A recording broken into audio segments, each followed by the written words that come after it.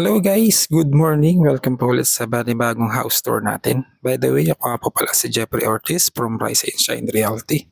For today's video po, nandito kami ng mga kasama ko sa Barangay Osorio, 13 Martires, Cavite.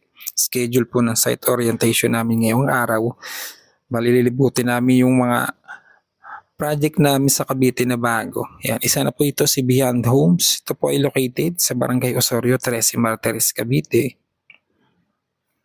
Meron po itong lot area na 43 square meter, floor area na 53.20 square meter.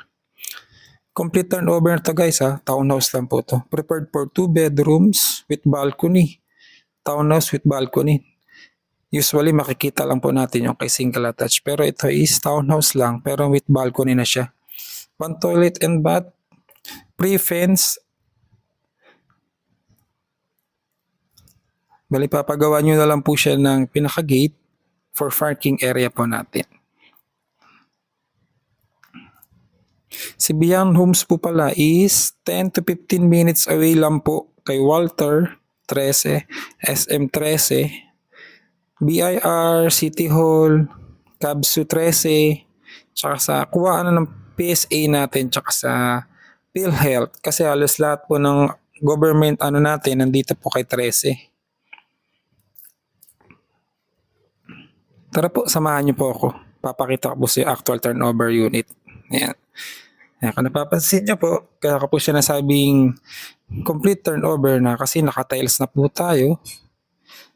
Ayan. Pasok po tayo sa loob. Tiles. Ito po yung pinaka-kitchen natin.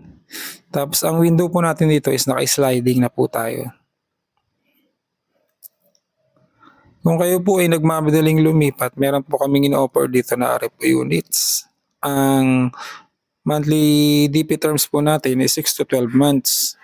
Kung di naman po kayo nagmamadaling lumipat, meron tayong pre-selling project.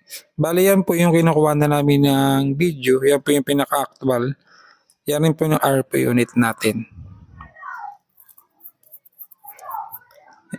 Yan, check po natin yung sa taas. Yan. Para makita nyo po yung pinaka-actual turnover unit po ni Beyond Homes. Yan, nakatiles na rin po siya. Yan, sliding door, sliding window. Tapos papasok po tayo dyan. I-check po natin yung pinaka-balcony niya. Yan. Sa mga gusto po mag-amail, message nyo na lang po ako para may bigay ko po sa inyo complete details. Sa mga bago pa lang sa aking YouTube channel, please like, share, and subscribe. Yun lang po. Maraming salamat po.